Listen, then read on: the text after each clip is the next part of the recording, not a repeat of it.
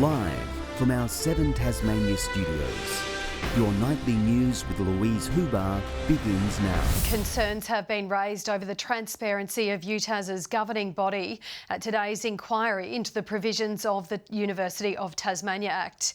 It comes as a campaign to halt a proposed move into Hobart CBD enters a new phase. Moving into a new stage, activists upping the ante in their fight against the university's plans to relocate to Hobart CBD. Stop the UTAS move! Stop the UTAS move! Focus turning to how city users will be affected by the plans. The latest battleground, Melville Street's iconic former forestry building, slated to become the law faculty's new home. All of this cramming the city with students is just going to clog it, and our customers will not be able to access our businesses. Activists are demanding UTAS halt its building works until it's fully collaborated and consulted with community, staff and students. The protest held to coincide with the last meeting of the year for the University Council, held at Sandy Bay's campus. That's a very secretive body. We don't know what they're discussing and we never will know what they're discussing. The top governing body also coming under fire during a Legislative Council inquiry into the University Act, with calls to expand the membership of the group to include more elected members and students. More elected positions on the council does give a greater variety of voices. The Tertiary Education Union is also sounding the alarm on the number of casual and non-ongoing staff at UTAS. It's a threat to the ongoing capacity of the state in research and innovation, particularly if a significant number of your employees at your only institution are in insecure employment. UTAS says it looks forward to addressing the inquiry early next year, hoping for a teachable moment for the state's only university. Annie Green, 7 Tasmania News. A controversial wind farm project on the state's northwest has been approved by the Environment Protection Authority. The body found the Robbins Island wind farm can be managed in an environmentally sustainable way. It also added requirements to protect the orange-bellied parrot, which will see the farm closed for 5 months annually during the bird's migration season. Nearly 400 representations were received for the project, which still has to be approved by the Circular Head Council. Tasmania has recorded the second largest economic growth in the country this September quarter, according to the Australian Bureau's latest statistics, showing a 1.6% rise in state final demand. Despite those cost of living increases, despite the RBA's increase to interest rates, we're continuing to see that economic output occurring. We're continuing to see really strong jobs figures for Tasmania. Household spending also grew by more than 1%. Meanwhile, new data is painting a bleak picture of Tasmania's housing crisis, with the number of people seeking homelessness support rising in the past year. The Australian Institute of Health and Welfare's annual report shows more than 60 people a day are reaching out for assistance. Nearly half of those looking for help did so because of housing affordability stress, which is well above the national average. Tasmanians wanting to taste the state's freshest fruit now have all they need to know at their fingertips. The seasonal produce guide ushers visitors to different farms and producers, offering a wide range of tasty products. ROSEVEARS farm is now included in the guide as it prepares to welcome tourists for the first time. They can sit out the front there under the umbrellas, eat their fruit if they like. We'll sell some ice creams and coffee. Seeing our visitors and our locals get out and about, interacting with our people, whether it be here in ROSEVEARS, across the river at Hillwood Berries and up and down the coast. The annual guide has a rich history running for around 20 years. Operators of Neuron's orange e-scooters have paused its operations in Launceston.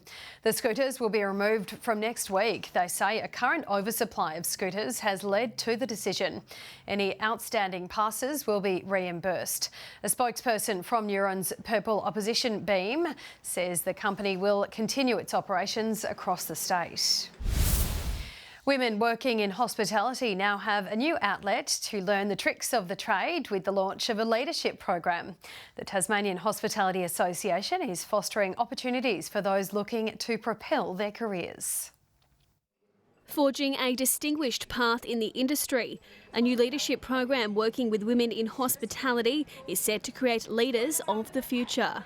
It's really exciting to see for the industry that women are just getting that boost. The Tasmanian Hospitality Association launching its Women in Leadership program with a strong role model at the helm. I'm very pleased today to also announce that Sarah Courtney will be our chair of the program. We know that hospitality industry employs thousands of Tasmanians, many of them across regional areas, and so making sure that we've got pathways for women to step up to leadership roles is really important. Giving women a positive platform to raise their voice, fostering equal opportunity and representation. We do get quite a lot of women in hospitality at a junior level, but although we do have some people at senior levels here, like our head chef is a female, our restaurant manager is a female, and obviously me as the owner, but we don't get that representation at board level. Our industry is roughly 70% female, but then we're only seeing around that 10% in that upper board level.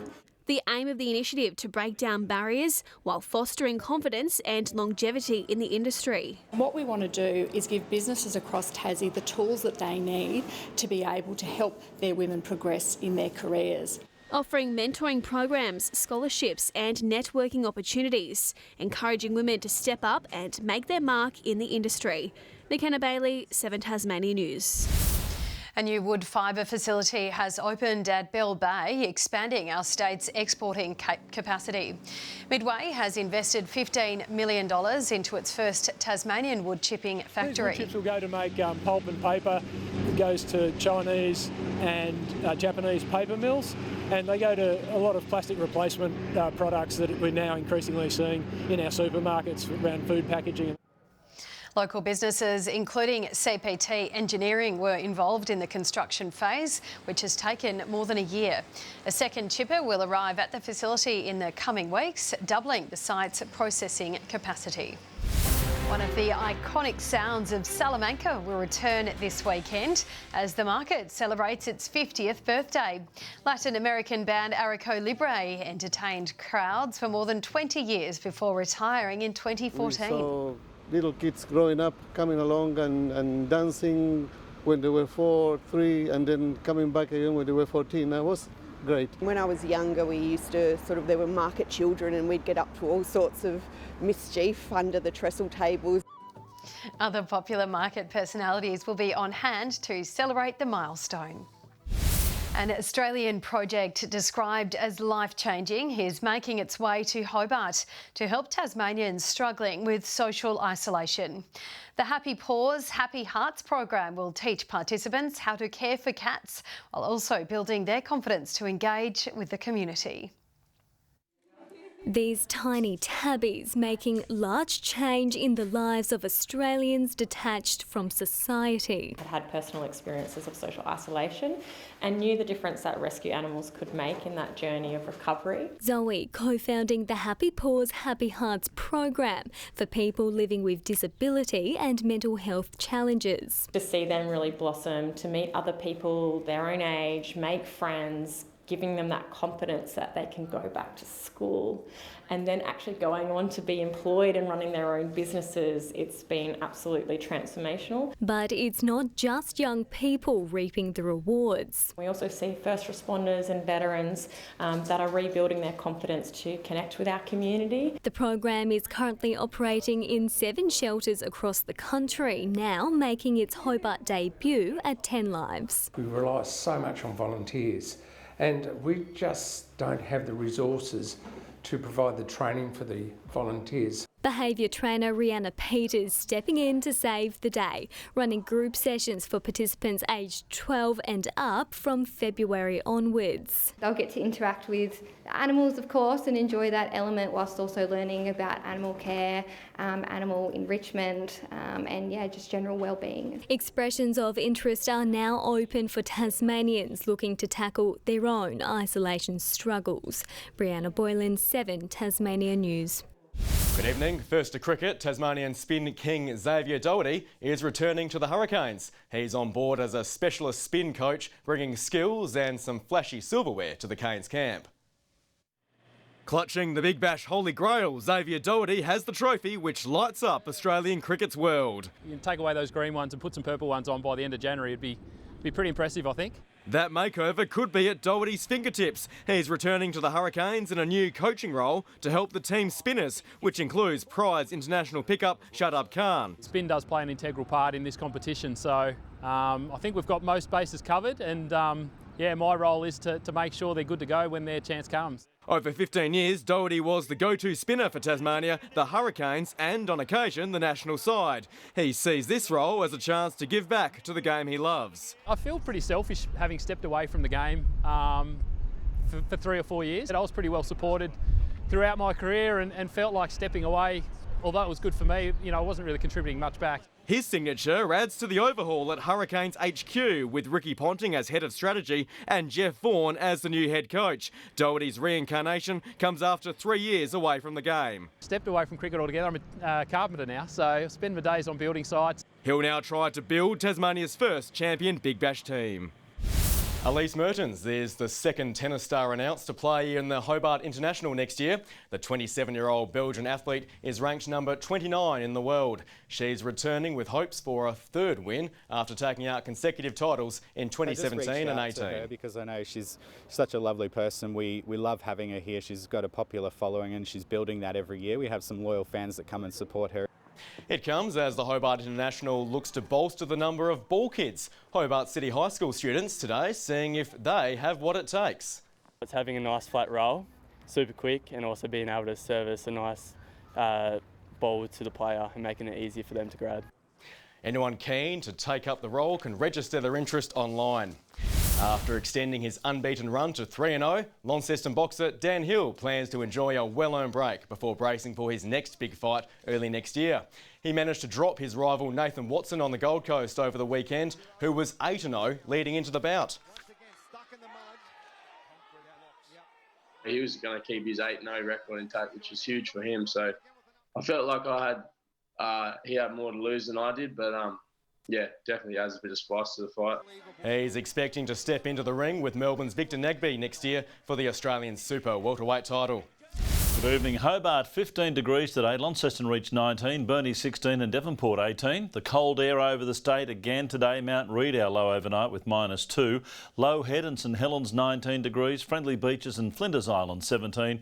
Bushy Park and Smithton 16. King Island 15. Strawn 14 degrees. Nothing in the 20s. Low convective cloud over the state today. The central north with most of the sunshine. Areas of thunderstorms are over southern WA and low level cloud in a cold pool of air sits right over us and most of southeast Australia. Tomorrow a high moves our way as the next front shifts south of WA. Low pressure troughs continue over the mainland. The wind southwest to southerly at 10 to 20 knots but to 30 knots over eastern waters. Lighter winds over the southwest lakes. Strong wind warning has been issued for waters from the northern tip of Flinders Island down to Tasman Island. So tomorrow in Hobart 17 with a shower or two. A shower on the way for Huonville, 17 the maximum, and the same for Campania. Launceston a top of 20 degrees, a cloudy day, partly cloudy for Devonport, 18 the top and 19 the high for Georgetown.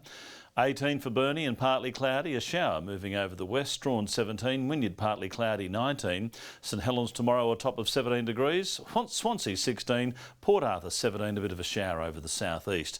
UV tomorrow pushing up to 10 and very high. To the weekend now. On Saturday mainly fine with light winds across the state. Showers extending from the northwest on Sunday, and on Monday a few more showers, more frequent over the west and south. Partly cloudy and 23 in Perth, 26 for Adelaide, a cool cloudy day for Melbourne, fine and partly cloudy weather forecast for Sydney and Brisbane. Partly cloudy in Hobart, down to 11 at the moment, 14 in Launceston, bit of sunshine over Devonport and 13 degrees Louise. A lot of questions at the moment about our weather and I don't have any answers. Oh, well, I expect you should do tomorrow night. Thank you for that, Matt. That's all your news for now. I'll be back later with updates. Thank you for joining us. Good night.